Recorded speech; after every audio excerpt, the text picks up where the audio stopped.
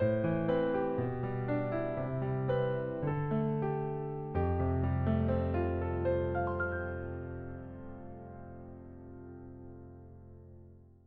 기도하심으로 7월 26일 매일 주심 기도회 시작하겠습니다. 하나님 감사합니다. 오늘도 우리에게 새로운 생명을 주시고 그 생명으로 주 앞에 나와 예배하게 하신 은혜에 감사드립니다. 이 시간 우리 가운데 임재하여 주시고 눈과 마음을 열어 주의 말씀을 깨닫게 하여 주옵소서. 주신 말씀대로 살기 위해 기도하고 애쓸 때에 주님께서 예비하신 은혜의 역사를 우리가 경험하게 하여 주시옵소서. 예수님의 이름으로 기도하옵나이다. 아멘. 오늘 우리에게 주시는 하나님의 말씀은 룻기 4장 1절부터 12절까지의 말씀입니다. 룻기 4장 1절부터 12절까지의 말씀 제가 봉독하겠습니다. 보아스가 성문으로 올라가서 거기 앉아 있더니 마침 보아스가 말하던 기업 물을 자가 지나가는지라. 보아스가 그에게 이르되 아무개여 이리로 와서 앉으라 하니 그가 와서 앉음에 보아스가 그 성읍 장로 10명을 청하여 이르되 당신들은 여기 앉으라 하니 그들이 앉음에 보아스가 그 기업 물을 자에게 이르되 모압 지방에서 돌아온 나오미가 우리 형제 엘리멜렉의 소유지를 팔려 함으로 내가 여기 앉은 이들과 내 백성의 장로들 앞에서 그것을 사라고 내게 말하여 알게 하려 하였노라. 만일 내가 물으려면 물으려니와 만일 네가 모르지 아니하려거든 내게 고하여 알게 하라. 내 다음은 나요 그 외에는 물을 자가 없느니라 하니 그가 이르되 내가 물으리라 하는지라. 보아스가 이르되 네가 나오미의 손에서 그 밭을 사는 날에 곧 죽은 자의 아내 모압 여인 룻에게서 사서 그 죽은 자의 기업을 그의 이름으로 세워야 할지니라 하니 그 기업 물을 자가 이르되 나는 내 기업에 손해가 있을까 하여 나를 위하여 물으지 못하노니 내가 물을 것을 네가 물으라. 나는 물으지 못하겠노라 하는지라.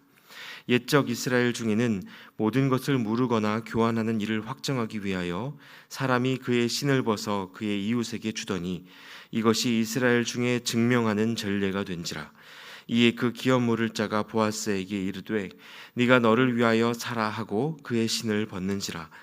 보아스가 장로들과 모든 백성에게 이르되 내가 엘리멜렉과 기련과 말론에게 있던 모든 것을 나오미의 손에서 산 일에 너희가 오늘 증인이 되었고 또 말론의 아내 모압 여인 룻을 사서 나의 아내로 맞이하고 그 죽은 자의 기업을 그의 이름으로 세워 그의 이름이 그의 형제 증과 그곳 성문에서 끊어지지 아니하게 하매 너희가 오늘 증인이 되었느니라 하니 성문에 있는 모든 백성과 장로들이 이르되 우리가 증인이 되나니 여호와께서 내 집에 들어가는 여인으로 이스라엘의 집을 세운 라헬과 레아 두 사람과 같게 하시고 네가 에브라스에서 유력하고 베들레헴에서 유명하게 하시기를 원하며 여호와께서 이 젊은 여자로 말미암아 내게 상속자를 주사 내 집이 다말이 유다에게 낳아준 베레스의 집과 같게 하시기를 원하노라 하니라.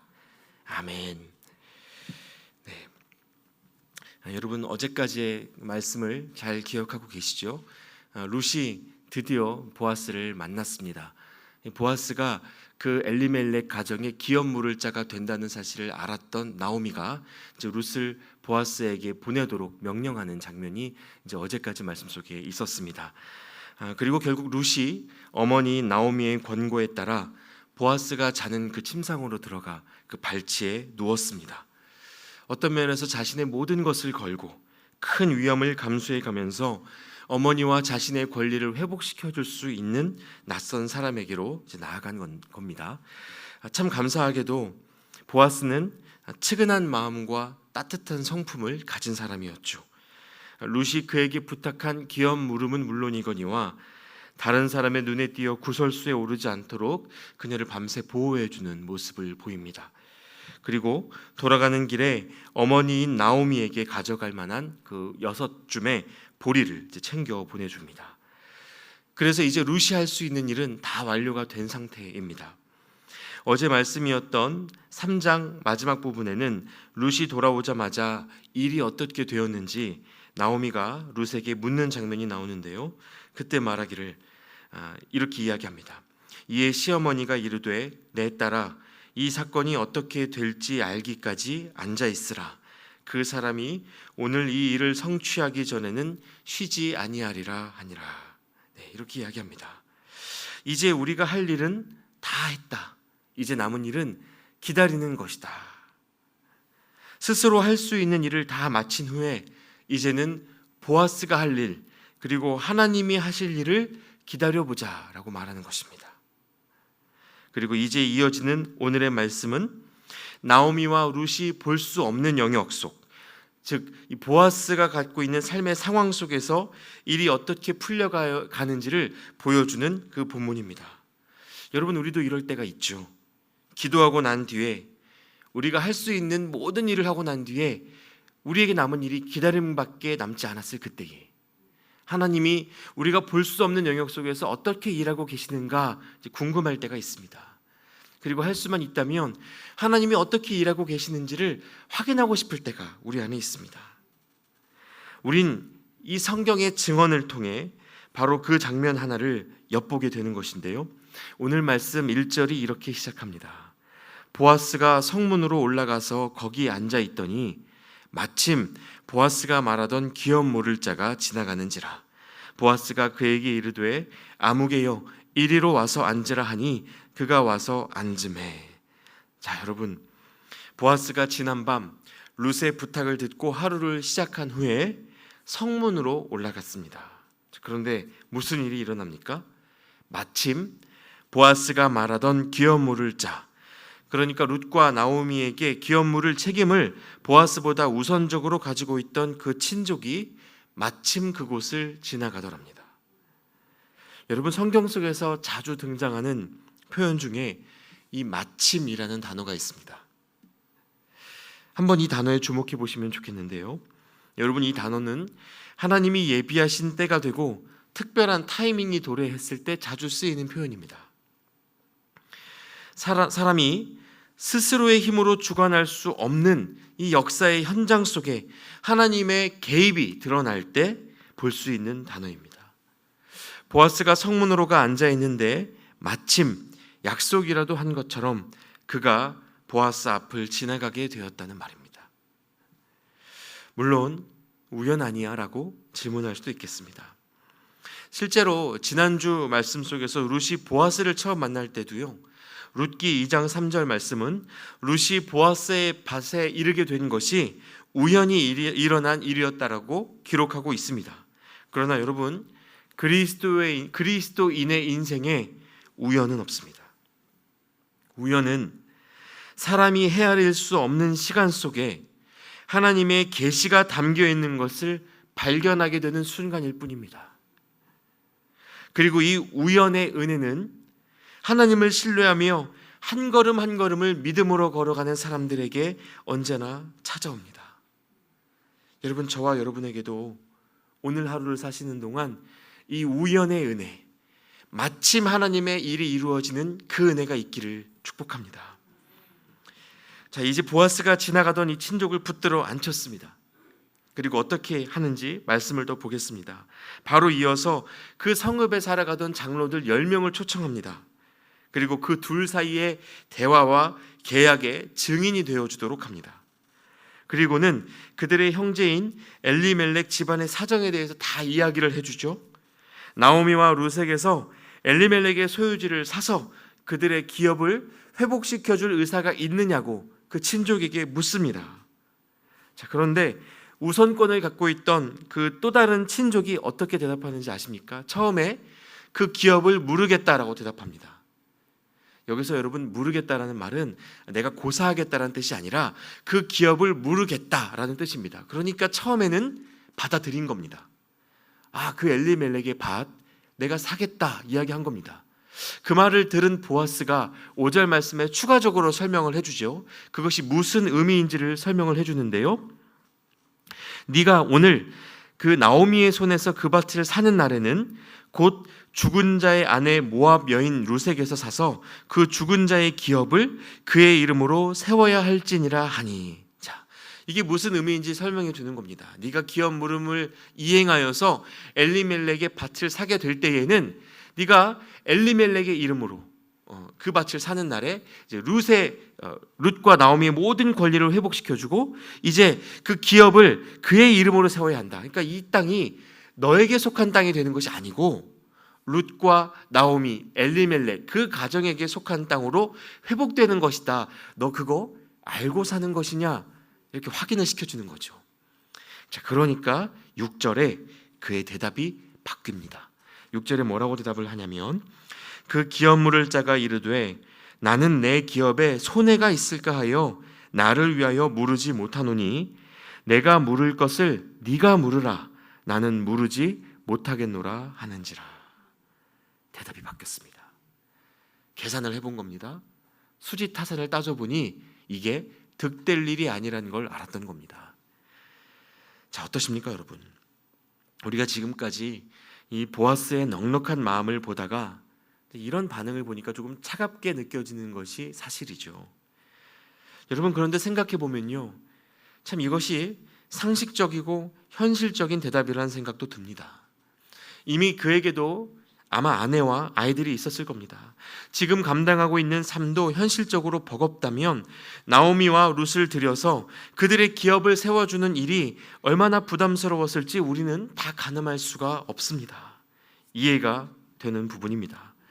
그러나 그럼에도 불구하고 그가 처음에는 내가 그것을 감당하겠다라고 대답했던 것을 생각해 보면, 그리고 오늘 6절 말씀 속에 내 기업, 나를 위하여 라는 표현들이 이렇게 등장하고 있는 것을 보면 기업을 무르지 않기로 결정한 이 사람의 마음 중심에 자기 자신이 가득한 것을 보여줍니다. 자신이 직면하고 있는 그 삶의 현실이 그 마음 안에 가득 차 있다는 것을 보게 되는 겁니다. 여러분, 때로는 우리는 현실 그리고 상식이라는 이름으로 내가 누굴 돌볼 처지인가, 내 코가 석자인데 내가 누구를 품을 수 있단 말인가 하면서 이웃을 돌아보지 않고 나그네를 방치하는 것을 정당화할 때가 있습니다. 우리 마음속에 내가 그 사람 섬기지 못하는 것 어쩌면 당연해, 내가 내 일도 해결하지 못하고 있는데 누구를 도울 수 있겠어 라는 생각을 정당화하면서 살아가고 있다는 것이죠.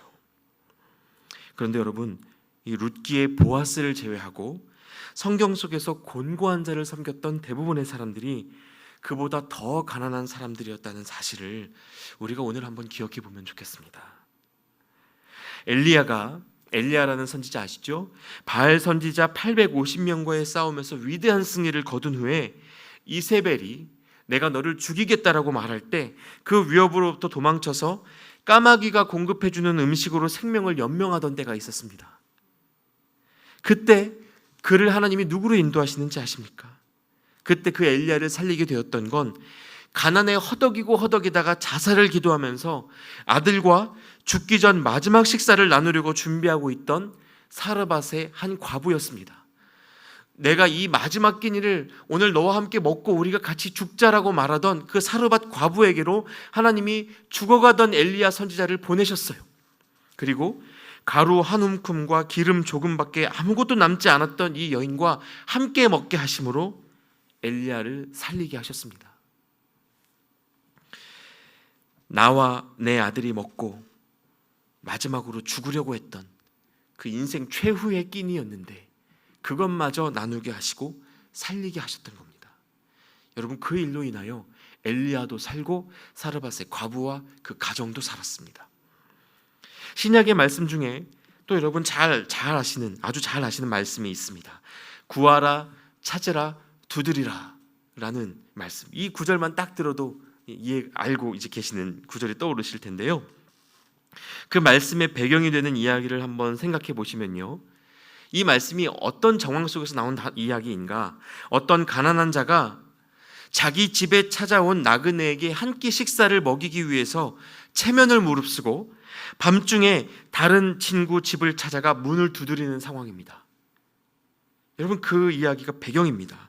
우리 집에 찾아온 나그네에게 한 끼 식사를 좀 대접을 해야 되는데 내가 내줄 만한 것이 없어서 그 떡 하나를 좀 나누어 달라고 자고 있는 친구, 조금은 형편이 여유 있는 그 친구의 집으로 찾아가 문을 두드리고 있는 겁니다. 자기 가난한 걸 생각하면 남을 먹이려고 수고하는 것이 비상식 아닙니까? 게다가 한밤중에 다른 친구의 집에 찾아가 문을 두드리는 것이 민폐고 자존심 상하는 일 아닙니까? 야, 너는 그 밥 한 끼 없어서 이 밤중에 나를 찾아왔느냐라고 핀잔 들을 때 그 마음이 무너지는 일 아니겠습니까? 그러나 그 나그네의 생명을 살리기 위해 그 모든 것을 무릅쓰는 한 사람의 모습을 이 말씀이 보여주는 것입니다. 바로 그런 자에게 주님이 말씀하시기를 구하라, 찾으라, 두드리라. 그러면 얻을 것이고 내가 너에게 가장 좋은 것, 하나님의 성령을 주실 것이다 라고 약속해 주는 본문이 바로 그 말씀인 것입니다. 이 구하라, 찾으라, 두드리라, 이것은 너 먹을 것 찾고 두드리라라는 말씀이 아닙니다, 여러분. 그러니까 하나님은 성경 곳곳에서 가난한 자를 섬기는 일을 하기 위하여 더 가난한 이들을 찾고 부르시더라는 겁니다. 여러분, 하나님이 왜 이렇게 일하시는 걸까요? 자기 먹고 살기도 어려운 사람들을 복음으로 감동시키시고 또 다른 어려운 이들을 섬기게 하시는 이 일을 하나님은 왜 자꾸 하시는 걸까요? 그 이유를 여러 가지로 설명할 수 있겠습니다만 우선은 아픈 자의 아픔은 그 아픔을 겪어본 사람이 더 잘 알기 때문이기도 합니다. 가난한 자의 가난을, 그 어려움을 먼저 겪어본 사람들이 더 잘 공감하기 때문이기도 해요. 그러나 더 근본적으로는 생명을 살리는 일이 부하고 능력 있는 자리가 아니라 약하고 소외된 자리에서부터 시작되기 때문입니다. 바로 이 진리를 가르쳐 주시려고 하나님은 참 자주 약하고 가난한 자들을 부르시고 일하셨던 겁니다. 여러분, 이것이 바로 십자가의 능력입니다. 세상을 구원하는 방식이, 하나님을 선택하신 세상을 구원하는 방식이 약한 자들, 악한 자들을 모조리 이기는 승리의 방식이 아니라 고난받는 종의 모습으로 오셔서 십자가에 못 박히는 패배의 방식이었다는 사실을 우리가 기억해 봐야 합니다. 우리는 능력을 갖추고 힘을 갖추어 하나님의 일에 참여하는 것이 아닙니다. 가난하고 연약하고 별 볼 일 없어도 하나님을 믿는 믿음으로 그나마 남은 힘과 능력마저 내어주고 포기하면 그러한 믿음의 순종이 구원의 능력이 된다는 사실을 우리가 기억하고 살아야 한다는 것입니다. 여러분, 이제 말씀으로 다시 돌아보겠습니다. 기업 물음에 우선권을 갖고 있던 친족이 그것을 거부함에 따라 드디어 보아스에게 순서가 왔습니다. 그리고 이 모든 과정의 증인이 되었던 장로들과 백성들이 보아스와 룻의 가정을 축복하는데요. 11절과 12절 말씀을 다시 한번 보시겠습니다. 11절과 12절 말씀. 성문에 있는 모든 백성과 장로들이 이르되 우리가 증인이 되나니 여호와께서 네 집에 들어가는 여인으로 이스라엘 집을 세운 라헬과 레아 두 사람과 같게 하시고 네가 에브라스에서 유력하고 베들레헴에서 유명하게 하시기를 원하며 여호와께서 이 젊은 여자로 말미암아 내게 상속자를 주사 내 집이 다말이 유다에게 낳아준 베레스의 집과 같게 하시기를 원하노라 하니라. 자, 나오미와 룻을 품어내기로 결정했던 이 보아스에게 사람들이 축복의 이야기를 전하는데 여러분, 이 축복이 얼마나 어마어마한 내용을 담고 있는지 아시겠습니까? 내일 말씀을 제가 잠깐 예고해 드리자면요, 정말 이들의 축복대로 보아스와 룻의 가정에 하나님이 놀라운 일들을 이루시는 것을 보시게 됩니다. 그러나 여러분, 오늘만큼은 그 축복의 성취와 결과보다도 이런 은혜가 있기까지 보아스가 이 나오미와 룻에게 베푸는 선행에 대해서 깊이 묵상해 보시면 좋겠습니다. 여러분, 보아스는 기업 무르기를 포기한 다른 친족과 달리 자신의 것을 기꺼이 깎아내고 나누어 주기를 결정했습니다. 그에게라고 손해가 없었던 것이 아닙니다. 룻과 나오미를 거두지 않으면 더 남는 장사가 됐을 겁니다. 그러나 줄곧 보아스는 인생의 살 길을 찾아 몸부림치는 이 두 여인의 측은한 마음을 외면하지 않았습니다.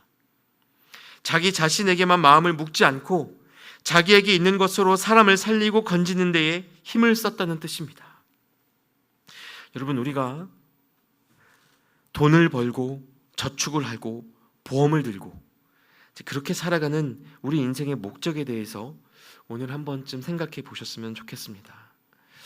여러분, 그리스도인이 살아가는 인생의 목적은 많은 것을 갖고 남기는 데에 있지 않습니다. 우리가 무언가 갖고도 남는다면 그것은 우리 후대를 위해서 더더욱 남겨두라는 하나님의 뜻이라기보다는 어쩌면 우리를 통해 누군가에게 흘러가야 할 몫이 남아있는 것이기 때문일지도 모릅니다.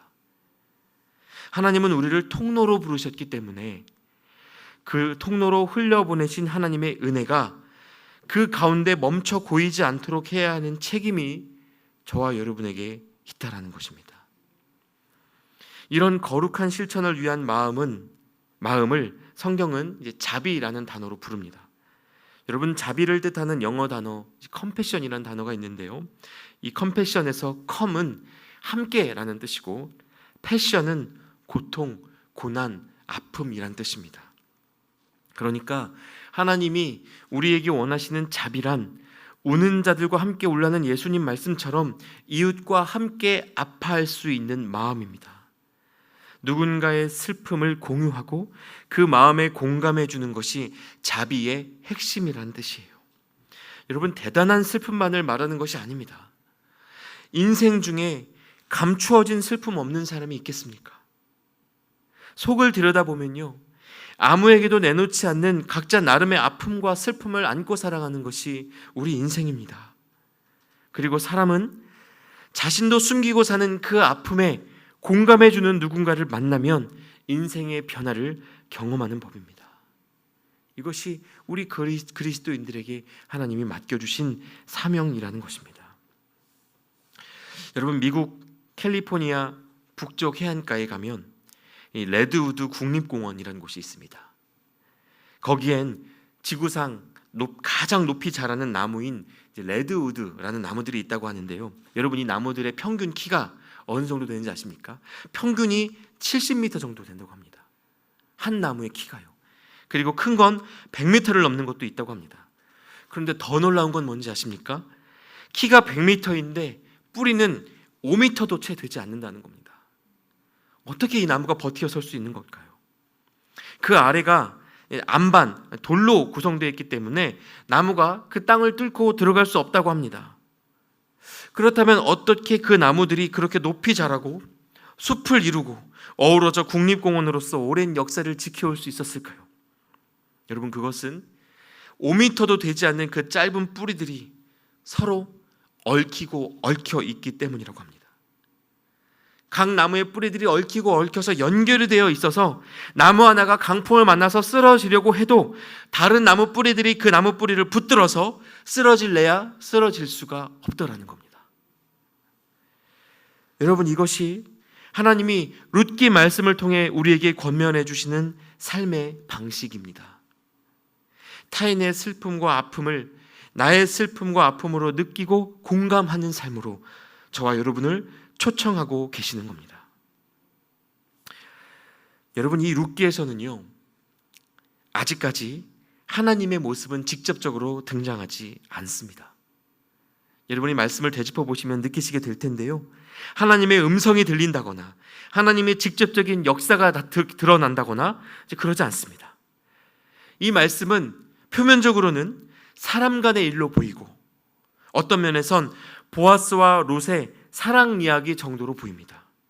그저 로맨스로 보이기도 쉽다는 겁니다. 그러나 여러분, 룻기는 하나님이 세우신 사람들, 그 사람들의 서로 돌봄과 은혜 나눔을 통해 그 배후에서 하나님이 어떻게 역사하고 계시는지 그 현장을 우리에게 보여주는 책입니다.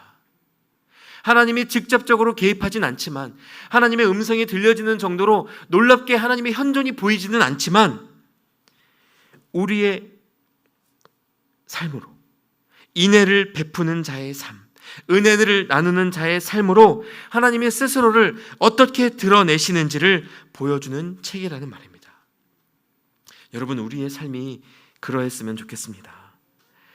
우리의 입으로 말씀을 읊조리지 않고 하나님 믿으라고 소리치지는 않아도 우리가 갖고 있는 삶의 태도, 이웃을 품고 그 아픔을 돌보는 인애와 자비로 인하여 하나님의 사랑이 세상 속에 자연스럽게 스며들게 하는 그런 아름다운 인생이 저와 여러분의 삶이 되셨으면 좋겠습니다.